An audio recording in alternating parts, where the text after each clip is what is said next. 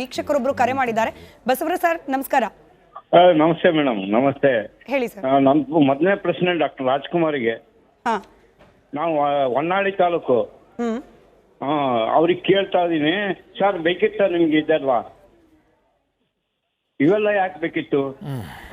ಅತಿಯಾದ ಫ್ರಾಂಕ್ನೆಸ್ ಅಲ್ಲ. ಅವತ್ತು 2008 ಇಸ್ವಿಗೆ ಮಠ ಕಟ್ಟಿದ್ದಾರೆ, ಎಲ್ಲದೂ ಮಾಡಿದ್ದಾರೆ. ಈಗ ಹೋಗಿ ಇವರು ಇದಾಗಿ ಲೆಕ್ಕ ತಗೊಳೋದು ಇದೆಲ್ಲ ಮಾಡೋದು ಇವೆಲ್ಲ ಅಲ್ಲ. ಇವರು ಹೊನ್ನಾಳಿ ತಾಲೂಕಿನಾಗೆ ಮೇಡಮ್ ಅವರೇ, ನಿಮ್ಗೆ ಗೊತ್ತಿಲ್ಲ, ಅವರು ಅವತ್ತು ಬಿಜೆಪಿಗೆ ನಮ್ಮನ್ನೆಲ್ಲ ಕರ್ಕೊಂಬಂದ್ರು. ಗುರುಮೂರ್ತಿ ಅನ್ನೋ ಒಬ್ರು ಇವರಿದ್ರು, ಎಂಥದ್ದು ಒಬ್ಬ ವ್ಯಕ್ತಿ, ಅವ್ರನ್ನ MLA ಎಲೆಕ್ಷನ್ ನಿಲ್ಸಿದ್ರು. ಅವತ್ತು ಕೂಡ ಅವರು ಫಂಡ್ಗೆ ಇದು ಮಾಡಿ ಫಂಡ್ ಇದು ಮಾಡಿದಾಗ ಲೆಕ್ಕ ಕೊಡ್ರಿ ಅಂತ ಕೇಳಿದ್ರು. ಇವ್ರು ಲೆಕ್ಕ ಕೊಡೋ ಚಳುವಳಿನೇ ಇವ್ರದ್ದು.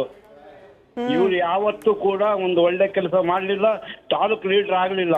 ನಮ್ಮ ಸಮಾಜದಾಗೆ ನಮ್ಗೆ ಎಂದೂ ಬೆಲೆ ಇಲ್ಲ, ಯಾವ ಗುರುಗಳು ಬರ್ಲಿಲ್ಲ. ಸರಿ ಸರಿ ಬಸವರಾಜ್ ಸರ್, ಧನ್ಯವಾದ ರಿಪಬ್ಲಿಕ್ ಕನ್ನಡ ಜೊತೆ ಮಾತನಾಡಿದ್ದಕ್ಕೆ. ನಾನು ಆಕ್ಚುಲಿ ಪಾಟೀಲ್ ಸರ್ಗೆ ಪ್ರಶ್ನೆ ಕೇಳಬೇಕಾಗಿತ್ತು, ವೀಕ್ಷಕರು ಪ್ರಶ್ನೆ ಕೇಳಿರೋದು ರಾಜ್ಕುಮಾರ್ ಸರ್ಗೆ. ಅಂದ್ರೆ 2008ರಿಂದ ಇರೋ ಮಠಕ್ಕೆ 2026ರಲ್ಲಿ ಲೆಕ್ಕ ಕೇಳಬೇಕು ಅಂತ ಅನ್ಸಿದ್ದು ಇಷ್ಟು ದಿನಗಳ ಕಾಲ ಅನ್ಸ್ಲಿಲ್ಲ, ಯಾಕೆ? ನಿಮ್ ಉದ್ದೇಶ ಏನು ಅಂತ ಹೇಳಿ ಪ್ರಶ್ನೆ ಕೇಳ್ತಿದ್ದಾರೆ ಸರ್ ರಾಜ್ಕುಮಾರ್ ಸರ್. ಪಾರದರ್ಶಕತೆ ಬೇಕಲ್ಲ. ಅಲ್ಲಿ ಒಳಗಡೆ ಹೋಗಿ 3 ವರ್ಷ ಕೆಲಸ ಮಾಡಿದ್ದೀನಿ. ಒಂದು ವ್ಯವಸ್ಥೆ ರೂಪಿಸಬೇಕು ಅಂತ ಹೇಳಿ 4 ಉಪಾಯಗಳು, ಸಮಾಧಾನ, ಭೇದ ಎಲ್ಲ ಕೈಗೊಂಡ ಮೇಲೂ ಕೂಡ ವ್ಯವಸ್ಥೆ ಪಾರದರ್ಶಕತೆ ಬರದಲ್ಲೇ ಇರೋ ಹಿನ್ನೆಲೆಯಲ್ಲಿ ಮತ್ತೆ ಈಗಾಗಲೇ ಎಲ್ಲರೂ ಪ್ರಸ್ತಾಪ ಮಾಡ್ದಂಗೆ ಮೂಲ ಉದ್ದೇಶದ ಕಡೆಗೆ ಮಠ ಹೋಗ್ತಾ ಇಲ್ಲ, ಟ್ರಸ್ಟ್ ಹೋಗ್ತಾ ಇಲ್ಲ ಅನ್ನುವಂಥ ಆತಂಕದ ಹಿನ್ನೆಲೆಯಲ್ಲಿ, ಸಾಧಿಸಬೇಕು ಅನ್ನೋ ಹಿನ್ನೆಲೆಯಲ್ಲಿ ಇದು ಒಂದು ಸಣ್ಣ ವೈಚಾರಿಕ ತಾರ್ಕಿಕವಾದಂಥ ಒಂದು ರೂಪುರೇಷನ್ ಕೊಡಬೇಕು ಅಂತಕ್ಕಂಥ ದೃಷ್ಟಿನಲ್ಲಿ ಇದು ಮಾಡಿದ್ದೇವೆ. ಇದು ಬಹುಸಂಖ್ಯಾತರ ಬೆಂಬಲ ಕೂಡ ಇತ್ತು. ಮತ್ತೇನು ಇದೇನು ಭಾವನಾತ್ಮಕವಾಗಿ ಎಮೋಷನಲಿ ರೈಸ್ಡ್ ಇಶ್ಯೂ ಅಲ್ಲ. ಇದು ನಮ್ಮ ಅವ್ರಿಗೆಲ್ಲರೂ ಪಾಪ ಬಹಳ ವಿಚಾರವನ್ನ ನಮಗೆ ತಿಳಿಸ್ಕೊಟ್ರು. ಇದರಲ್ಲಿ ಮಾತಾಡಿದಂಥವ್ರು ತಜ್ಞರಿದ್ದಾರೆ. ಸೊ ಅವ್ರು ಹೇಳ್ದಂಗೆ ಈ ಧರ್ಮ ಸೂಕ್ಷ್ಮತೆಯನ್ನ ತಿಳ್ಕೊಂಡು ನಾವು ಕೂಡ ಒಳಗಡೆನೆ ಮಾಡಬೇಕು ಅಂತಂದಾಗ ಒಂದೊಂದ್ಸರಿ ಆಂದೋಲನ ಬೇಕಾಗುತ್ತೆ. ಕ್ಷಮೆ ಇರ್ಲಿ ಸರ್, ಅನುಭವ ಹಾಗೆ ವಯಸ್ಸಿನಲ್ಲಿ ಕಿರಿಯಳಿರಬಹುದು, ಬಟ್ ಜನಕ್ಕೆ ಹೆಂಗ್ ಅನ್ಸ್ಬಿಡುತ್ತೆ ಗೊತ್ತಾ, ನಿಮ್ಮ ಅನುಕೂಲಕ್ಕೆ ತಕ್ಕಂಗೆ ಯಾವಾಗ ತನಕ ಇತ್ತು ಅವಾಗ ಲೆಕ್ಕ ಬೇಕಾಗಿರ್ಲಿಲ್ಲ, ಯಾವಾಗ ನಿಮ್ಮ ಅನುಕೂಲಕ್ಕೆ ಮೀರಿ ಏನೋ ಆಗ್ತಿದೆ ಅಂತ ಅನಿಸ್ತಿದ್ಯೋ ಅವಾಗ ಲೆಕ್ಕ ಕೇಳ್ತಿದ್ದಾರೆ. ಹಿಂಗ ಅನುಮಾನ ಬರ್ದಲೇ ಇರುತ್ತಾ? ಇಲ್ಲ 3 ವರ್ಷನೂ ಇದೇ ಕೆಲಸ ಮಾಡ್ಕೊಂಡ್ ಬಂದೀವಿ. ಅದು ಒಳಗಡೆ ಇಟ್ಟು ಈಗ ಬಹಿರಂಗ ಆಗಿದೆ. ಶ್ರೀಮಂತರಾವ್ ಅಂತ ಹೇಳಿ ಬೆಂಗಳೂರಿನಿಂದ ನಮ್ಮ ಜೊತೆ ವೀಕ್ಷಕರೊಬ್ಬರು ಕರೆಯಲ್ಲಿದ್ದಾರೆ, ದೂರವಾಣಿ ಸಂಪರ್ಕದಲ್ಲಿದ್ದಾರೆ. ನಮಸ್ಕಾರ ಸರ್. ನಮಸ್ಕಾರ ಮೇಡಮ್. ಹೇಳಿ ಸರ್.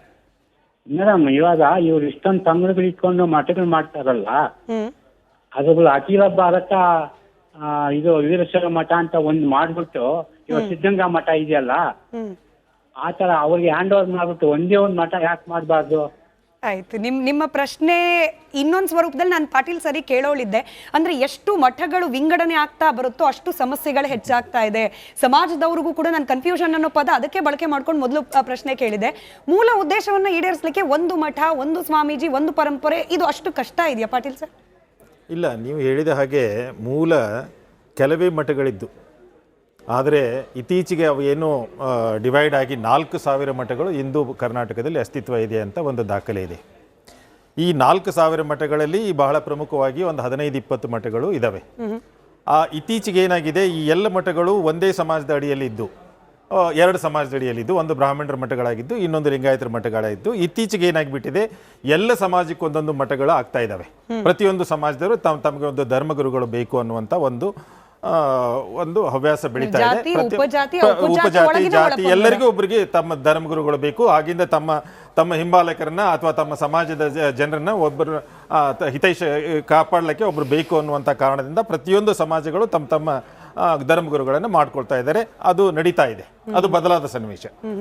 ಇದಕ್ಕಿಂತ ನಾನು ತಮಗೆ ಈ ರಾಜ್ಕುಮಾರ್ ಅವರು ಮತ್ತೆ ಈ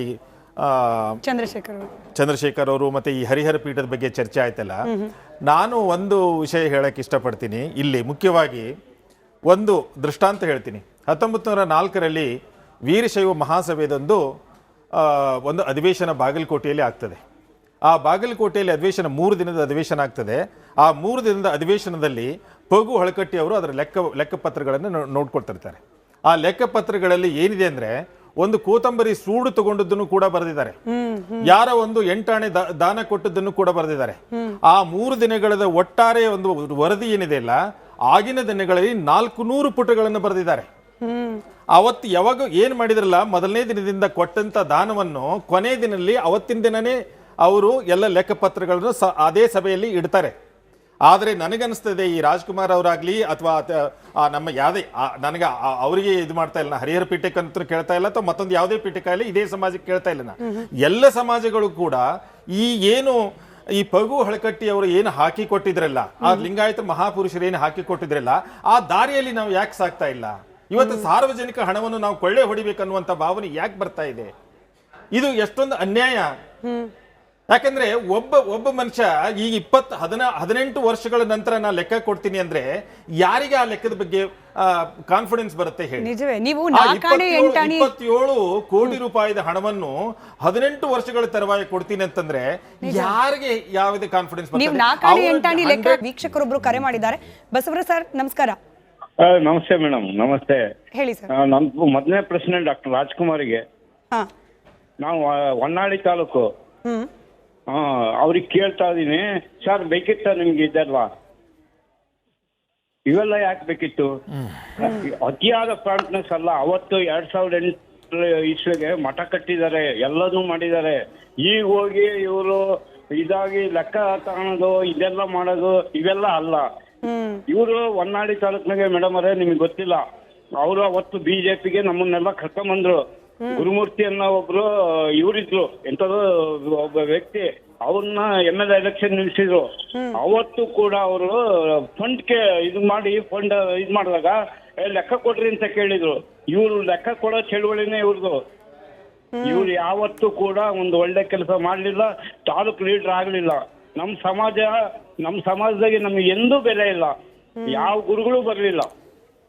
ಸರಿ ಸರಿ ಬಸವರಾಜ್ ಸರ್, ಧನ್ಯವಾದ ರಿಪಬ್ಲಿಕ್ ಕನ್ನಡ ಜೊತೆ ಮಾತನಾಡಿದ್ದಕ್ಕೆ. ನಾನು ಆಕ್ಚುಲಿ ಪಾಟೀಲ್ ಸರ್ಗೆ ಪ್ರಶ್ನೆ ಕೇಳಬೇಕಾಗಿತ್ತು, ವೀಕ್ಷಕರು ಪ್ರಶ್ನೆ ಕೇಳಿರೋದು ರಾಜ್ಕುಮಾರ್ ಸರ್ಗೆ. ಅಂದ್ರೆ 2008ರಿಂದ ಇರೋ ಮಠಕ್ಕೆ 2026ರಲ್ಲಿ ಲೆಕ್ಕ ಕೇಳಬೇಕು ಅಂತ ಅನ್ಸಿದ್ದು ಇಷ್ಟು ದಿನಗಳ ಕಾಲ ಅನ್ಸ್ಲಿಲ್ಲ ಯಾಕೆ? ನಿಮ್ ಉದ್ದೇಶ ಏನು ಅಂತ ಹೇಳಿ ಪ್ರಶ್ನೆ ಕೇಳ್ತಿದ್ದಾರೆ ಸರ್ ರಾಜ್ಕುಮಾರ್ ಸರ್. ಪಾರದರ್ಶಕತೆ ಬೇಕಲ್ಲ. ಅಲ್ಲಿ ಒಳಗಡೆ ಹೋಗಿ 3 ವರ್ಷ ಕೆಲಸ ಮಾಡಿದ್ದೀನಿ. ಒಂದು ವ್ಯವಸ್ಥೆ ರೂಪಿಸಬೇಕು ಅಂತ ಹೇಳಿ 4 ಉಪಾಯಗಳು, ಸಮಾಧಾನ, ಭೇದ ಎಲ್ಲ ಕೈಗೊಂಡ ಮೇಲೂ ಕೂಡ ವ್ಯವಸ್ಥೆ ಪಾರದರ್ಶಕತೆ ಬರದಲ್ಲೇ ಇರೋ ಹಿನ್ನೆಲೆಯಲ್ಲಿ ಮತ್ತೆ ಈಗಾಗಲೇ ಎಲ್ಲರೂ ಪ್ರಸ್ತಾಪ ಮಾಡ್ದಂಗೆ ಮೂಲ ಉದ್ದೇಶದ ಕಡೆಗೆ ಮಠ ಹೋಗ್ತಾ ಇಲ್ಲ, ಟ್ರಸ್ಟ್ ಹೋಗ್ತಾ ಇಲ್ಲ ಅನ್ನುವಂಥ ಆತಂಕದ ಹಿನ್ನೆಲೆಯಲ್ಲಿ, ಸಾಧಿಸಬೇಕು ಅನ್ನೋ ಹಿನ್ನೆಲೆಯಲ್ಲಿ ಇದು ಒಂದು ಸಣ್ಣ ವೈಚಾರಿಕ ತಾರ್ಕಿಕವಾದಂಥ ಒಂದು ರೂಪುರೇಷನ್ ಕೊಡಬೇಕು ಅಂತಕ್ಕಂಥ ದೃಷ್ಟಿನಲ್ಲಿ ಇದು ಮಾಡಿದರೆ ಇದು ಬಹುಸಂಖ್ಯಾತರ ಬೆಂಬಲ ಕೂಡ ಇತ್ತು. ಮತ್ತೇನು ಇದೇನು ಭಾವನಾತ್ಮಕವಾಗಿ ಎಮೋಷನಲಿ ರೈಸ್ಡ್ ಇಶ್ಯೂ ಅಲ್ಲ. ಇದು ನಮ್ಮ ಅವ್ರಿಗೆಲ್ಲರೂ ಪಾಪ ಬಹಳ ವಿಚಾರವನ್ನ ನಮಗೆ ತಿಳಿಸ್ಕೊಟ್ರು. ಇದರಲ್ಲಿ ಮಾತಾಡಿದಂಥವ್ರು ತಜ್ಞರಿದ್ದಾರೆ. ಸೊ ಅವ್ರು ಹೇಳ್ದಂಗೆ ಈ ಧರ್ಮ ಸೂಕ್ಷ್ಮತೆಯನ್ನ ತಿಳ್ಕೊಂಡು ನಾವು ಕೂಡ ಒಳಗಡೆನೆ ಮಾಡಬೇಕು ಅಂತಂದಾಗ ಒಂದೊಂದ್ಸರಿ ಆಂದೋಲನ ಬೇಕಾಗುತ್ತೆ. ಕ್ಷಮೆ ಇರ್ಲಿ ಸರ್, ಅನುಭವ ಹಾಗೆ ವಯಸ್ಸಿನಲ್ಲಿ ಕಿರಿಯಳಿರಬಹುದು, ಬಟ್ ಜನಕ್ಕೆ ಹೆಂಗ್ ಅನ್ಸ್ಬಿಡುತ್ತೆ ಗೊತ್ತಾ, ನಿಮ್ಮ ಅನುಕೂಲಕ್ಕೆ ತಕ್ಕಂಗೆ ಯಾವಾಗ ತನಕ ಇತ್ತು ಅವಾಗ ಲೆಕ್ಕ ಬೇಕಾಗಿರ್ಲಿಲ್ಲ.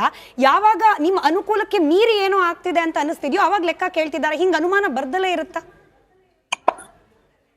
ಇಲ್ಲ 3 ವರ್ಷನೂ ಇದೇ ಕೆಲಸ ಮಾಡ್ಕೊಂಡ್ ಬಂದೀವಿ. ಅದು ಒಳಗಡೆ ಇಟ್ಟು ಈಗ ಬಹಿರಂಗ ಆಗಿದೆ. ಶ್ರೀಮಂತ ರಾವ್ ಅಂತ ಹೇಳಿ ಬೆಂಗಳೂರಿನಿಂದ ನಮ್ಮ ಜೊತೆ ವೀಕ್ಷಕರೊಬ್ಬರು ಕರೆಯಲ್ಲಿದ್ದಾರೆ, ದೂರವಾಣಿ ಸಂಪರ್ಕದಲ್ಲಿದ್ದಾರೆ. ನಮಸ್ಕಾರ ಸರ್. ನಮಸ್ಕಾರ ಮೇಡಮ್. ಹೇಳಿ ಸರ್.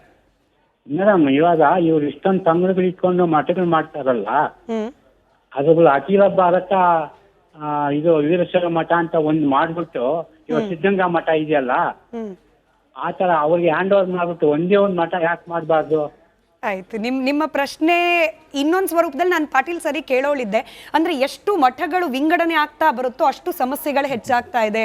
ಸಮಾಜದವ್ರಿಗೂ ಕೂಡ ನಾನು ಕನ್ಫ್ಯೂಷನ್ ಅನ್ನೋ ಪದ ಅದಕ್ಕೆ ಬಳಕೆ ಮಾಡ್ಕೊಂಡು ಮೊದಲು ಪ್ರಶ್ನೆ ಕೇಳಿದೆ. ಮೂಲ ಉದ್ದೇಶವನ್ನ ಈಡೇರಿಸಲಿಕ್ಕೆ ಒಂದು ಮಠ, ಒಂದು ಸ್ವಾಮೀಜಿ, ಒಂದು ಪರಂಪರೆ, ಇದು ಅಷ್ಟು ಕಷ್ಟ ಇದೆಯಾ ಪಾಟೀಲ್ ಸರ್?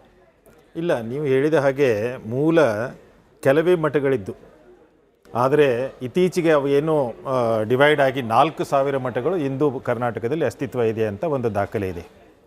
ಈ 4,000 ಮಠಗಳಲ್ಲಿ ಬಹಳ ಪ್ರಮುಖವಾಗಿ ಒಂದು 15-20 ಮಠಗಳು ಇದ್ದಾವೆ. ಇತ್ತೀಚೆಗೆ ಏನಾಗಿದೆ, ಈ ಎಲ್ಲ ಮಠಗಳು ಒಂದೇ ಸಮಾಜದ ಅಡಿಯಲ್ಲಿ ಇದ್ದು, ಎರಡು ಸಮಾಜದ ಅಡಿಯಲ್ಲಿದ್ದು, ಒಂದು ಬ್ರಾಹ್ಮಣರ ಮಠಗಳಾಗಿದ್ದು, ಇನ್ನೊಂದು ಲಿಂಗಾಯತರ ಮಠಗಳಾಗಿದ್ದು, ಇತ್ತೀಚೆಗೆ ಏನಾಗಿಬಿಟ್ಟಿದೆ, ಎಲ್ಲ ಸಮಾಜಕ್ಕೆ ಒಂದೊಂದು ಮಠಗಳು ಆಗ್ತಾ ಇದ್ದಾವೆ. ಪ್ರತಿಯೊಂದು ಸಮಾಜದವರು ತಮಗೆ ಒಂದು ಧರ್ಮಗುರುಗಳು ಬೇಕು ಅನ್ನುವಂಥ ಒಂದು ಹವ್ಯಾಸ ಬೆಳೀತಾ ಇದೆ. ಉಪಜಾತಿ ಜಾತಿ ಎಲ್ಲರಿಗೂ ಒಬ್ಬರಿಗೆ ತಮ್ಮ ಧರ್ಮಗುರುಗಳು ಬೇಕು. ಆಗಿಂದ ತಮ್ಮ ಹಿಂಬಾಲಕರನ್ನ ಅಥವಾ ತಮ್ಮ ಸಮಾಜದ ಜನರನ್ನ ಒಬ್ಬರು ಹಿತೈಷ ಕಾಪಾಡಲಿಕ್ಕೆ ಒಬ್ರು ಬೇಕು ಅನ್ನುವಂಥ ಕಾರಣದಿಂದ ಪ್ರತಿಯೊಂದು ಸಮಾಜಗಳು ತಮ್ಮ ಧರ್ಮಗುರುಗಳನ್ನು ಮಾಡ್ಕೊಳ್ತಾ ಇದ್ದಾರೆ. ಅದು ನಡೀತಾ ಇದೆ, ಅದು ಬದಲಾದ ಸನ್ನಿವೇಶ. ಇದಕ್ಕಿಂತ ನಾನು ತಮಗೆ ಈ ರಾಜ್ಕುಮಾರ್ ಅವರು ಮತ್ತೆ ಈ ಚಂದ್ರಶೇಖರ್ ಅವರು ಮತ್ತೆ ಈ ಹರಿಹರ ಪೀಠದ ಬಗ್ಗೆ ಚರ್ಚೆ ಆಯ್ತಲ್ಲ, ನಾನು ಒಂದು ವಿಷಯ ಹೇಳಕ್ಕೆ ಇಷ್ಟಪಡ್ತೀನಿ. ಇಲ್ಲಿ ಮುಖ್ಯವಾಗಿ ಒಂದು ದೃಷ್ಟಾಂತ ಹೇಳ್ತೀನಿ. 1904ರಲ್ಲಿ ವೀರಶೈವ ಮಹಾಸಭೆಯದೊಂದು ಒಂದು ಅಧಿವೇಶನ ಬಾಗಲಕೋಟೆಯಲ್ಲಿ ಆಗ್ತದೆ. ಆ ಬಾಗಲಕೋಟೆಯಲ್ಲಿ ಅಧಿವೇಶನ 3 ದಿನದ ಅಧಿವೇಶನ ಆಗ್ತದೆ. ಆ 3 ದಿನದ ಅಧಿವೇಶನದಲ್ಲಿ ಪಗು ಹಳಕಟ್ಟಿ ಅವರು ಅದರ ಲೆಕ್ಕಪತ್ರಗಳನ್ನು ನೋಡ್ಕೊಳ್ತಿರ್ತಾರೆ. ಆ ಲೆಕ್ಕಪತ್ರಗಳಲ್ಲಿ ಏನಿದೆ ಅಂದ್ರೆ, ಒಂದು ಕೋತಂಬರಿ ಸೂಡು ತಗೊಂಡದ್ದನ್ನು ಕೂಡ ಬರೆದಿದ್ದಾರೆ, ಯಾರ ಒಂದು 8 ಆಣೆ ದಾನ ಕೊಟ್ಟದ್ದನ್ನು ಕೂಡ ಬರೆದಿದ್ದಾರೆ. ಆ 3 ದಿನಗಳ ಒಟ್ಟಾರೆ ಒಂದು ವರದಿ ಏನಿದೆ ಅಲ್ಲ, ಆಗಿನ ದಿನಗಳಲ್ಲಿ 400 ಪುಟಗಳನ್ನು ಬರೆದಿದ್ದಾರೆ. ಅವತ್ತು ಯಾವಾಗ ಏನ್ ಮಾಡಿದ್ರಲ್ಲ, ಮೊದಲನೇ ದಿನದಿಂದ ಕೊಟ್ಟಂತ ದಾನವನ್ನು ಕೊನೆ ದಿನದಲ್ಲಿ ಅವತ್ತಿನ ದಿನನೇ ಅವರು ಎಲ್ಲ ಲೆಕ್ಕಪತ್ರಗಳನ್ನು ಅದೇ ಸಭೆಯಲ್ಲಿ ಇಡ್ತಾರೆ. ಆದರೆ ನನಗನ್ನಿಸ್ತದೆ, ಈ ರಾಜ್ಕುಮಾರ್ ಅವರಾಗ್ಲಿ ಅಥವಾ ನಮ್ಮ ಯಾವುದೇ ನನಗೆ ಅವರಿಗೆ ಇದು ಮಾಡ್ತಾ ಇಲ್ಲ, ಹರಿಹರ ಪೀಠಕ್ಕಂತೂ ಕೇಳ್ತಾ ಇಲ್ಲ ಅಥವಾ ಮತ್ತೊಂದು ಯಾವುದೇ ಪೀಠಕ್ಕೆ ಆಗಲಿ, ಇದೇ ಸಮಾಜಕ್ಕೆ ಕೇಳ್ತಾ ಇಲ್ಲ. ಎಲ್ಲ ಸಮಾಜಗಳು ಕೂಡ ಈ ಪಗು ಹಳಕಟ್ಟಿ ಅವರು ಏನು ಹಾಕಿ ಕೊಟ್ಟಿದ್ರಲ್ಲ, ಆ ಲಿಂಗಾಯತ ಮಹಾಪುರುಷರು ಏನು ಹಾಕಿ ಕೊಟ್ಟಿದ್ರಲ್ಲ, ಆ ದಾರಿಯಲ್ಲಿ ನಾವು ಯಾಕೆ ಸಾಕ್ತಾ ಇಲ್ಲ? ಇವತ್ತು ಸಾರ್ವಜನಿಕ ಹಣವನ್ನು ನಾವು ಕೊಳ್ಳೆ ಹೊಡಿಬೇಕನ್ನುವಂತ ಭಾವನೆ ಯಾಕೆ ಬರ್ತಾ ಇದೆ? ಇದು ಎಷ್ಟೊಂದು ಅನ್ಯಾಯ.